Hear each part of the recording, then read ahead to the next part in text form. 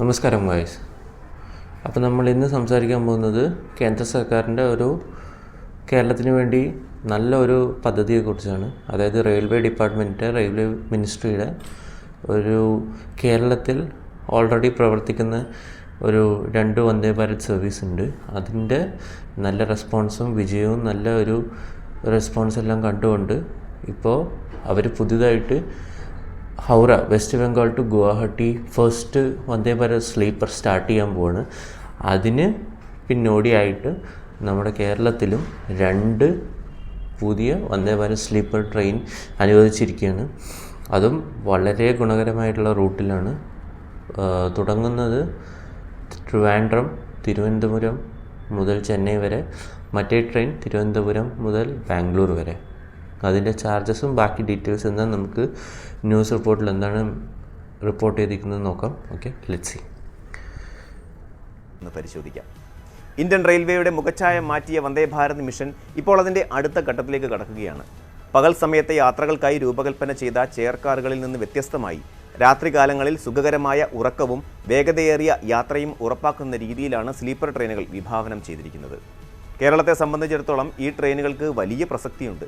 പ്രത്യേകിച്ച് തിരുവനന്തപുരത്ത് നിന്നും അതുപോലെ ചെന്നൈയിലേക്കും ബാംഗ്ലൂരുവിലേക്കും ജോലി ആവശ്യങ്ങൾക്കായും മറ്റും പോകുന്ന ആയിരക്കണക്കിന് യാത്രക്കാർക്ക് ഇത് വലിയൊരു അനുഗ്രഹമായി മാറും.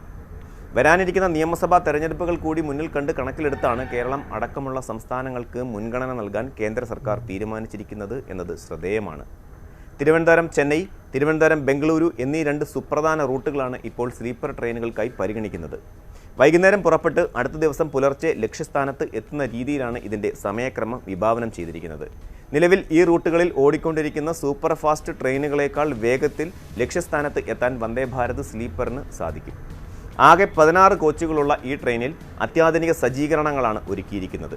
11 തേർഡ് AC കോച്ചുകളും 4 സെക്കൻഡ് AC കോച്ചുകളും ഒരു ഫസ്റ്റ് AC കോച്ചും അടങ്ങുന്ന ട്രെയിനിൽ ആകെ 823 ബെർത്തുകൾ ഉണ്ടാകും. സാധാരണ ട്രെയിനുകളേക്കാൾ മികച്ച സുരക്ഷയും യാത്രക്കാർക്ക് ആവശ്യമായ മറ്റ് സൗകര്യങ്ങളും ഇവിടെ ഉറപ്പാക്കുന്നുണ്ട്. സാങ്കേതികമായി വന്ദേ ഭാരത് സ്ലീപ്പർ ട്രെയിനുകൾ ലോകോത്തര നിലവാരത്തിലുള്ളവയാണ്. ഉയർന്ന വേഗത കൈവരിക്കുമ്പോഴും വലിയ കുലുക്കമില്ലാത്ത സുരക്ഷിതമായ യാത്രയാണ് ഇവ വാഗ്ദാനം ചെയ്യുന്നത്. ഓരോ കോച്ചിലും മികച്ച ചവിട്ടുപടികൾ, മൊബൈൽ ഫോൺ, ലാപ്ടോപ്പ് ചാർജിംഗ് പോയിന്റുകൾ, മികച്ച ലൈറ്റിംഗ് സംവിധാനം എന്നിവ സജ്ജീകരിച്ചിട്ടുണ്ട്. ഇതിനെല്ലാം പുറമെ ഇന്ത്യൻ റെയിൽവേയുടെ തദ്ദേശീയ സുരക്ഷാ സംവിധാനമായ കവച് ഇതിൽ ഉൾപ്പെടുത്തിയിരിക്കുന്നു എന്നത് വലിയൊരു പ്രത്യേകതയാണ്. ട്രെയിനുകൾ കൂട്ടിയിടിക്കുന്നത് ഒഴിവാക്കാനും സുരക്ഷിതമായ അകലം പാലിക്കാനും ഈ സംവിധാനം സഹായിക്കും.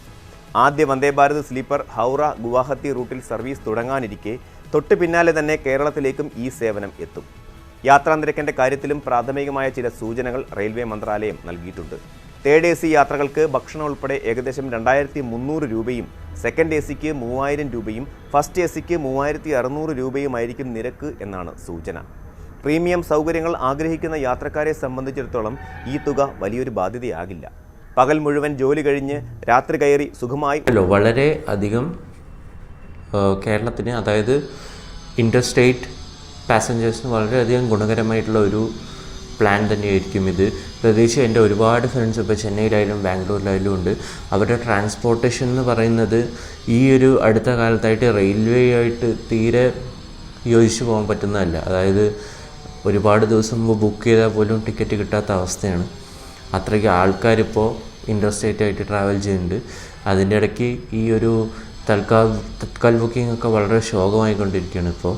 അതായത് ബുക്ക് ചെയ്താൽ ടിക്കറ്റ് കൺഫേം ആവുന്നില്ല, സീറ്റ് എപ്പോൾ ബുക്ക് ചെയ്താലും കിട്ടാത്ത ഒരവസ്ഥ. അപ്പോൾ ആ ഒരു സ്ഥിതിക്ക് ഇത്രയും ഡിമാൻഡ് ഉള്ളപ്പോൾ ട്രെയിനിൻ്റെ അളവ് വർദ്ധിപ്പിച്ച് നന്നായി. അതും ഈ പ്രീമിയം ട്രെയിൻസ് കൊണ്ടുവന്നത് വളരെ നന്നായി. കാരണം ഒരുപാട് ബിസിനസ് അല്ലെങ്കിൽ പ്രൊഫഷണൽസ് ട്രാവൽ ചെയ്യുന്ന ഒരു റൂട്ട് കൂടിയാണ്, ഒരു സോൺ കൂടിയാണിത്. മെയിനായിട്ട്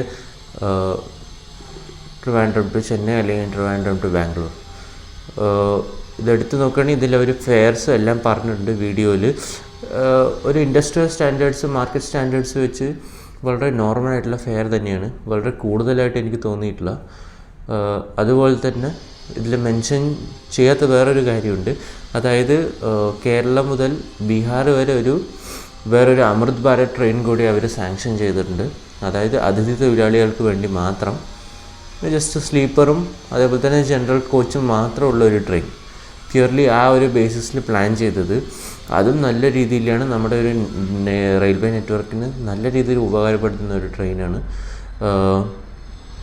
എന്തായാലും ഇനിയും ഒരുപാട്, പ്രത്യേകിച്ച് കേരളത്തിൻ്റെ റെയിൽവേ കൾച്ചർ എന്ന് പറയുന്നത് വളരെയധികം സിവിക് സെൻസോടുകൂടി ഡിസിപ്ലിൻഡായിട്ട് യൂസ് ചെയ്യുന്ന ഒരു പോപ്പുലേഷൻ കൂടിയാണ്. അപ്പോൾ we deserve to have better trains, we deserve to have more trains of such kind.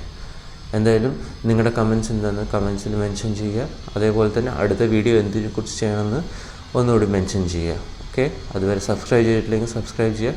Okay, by.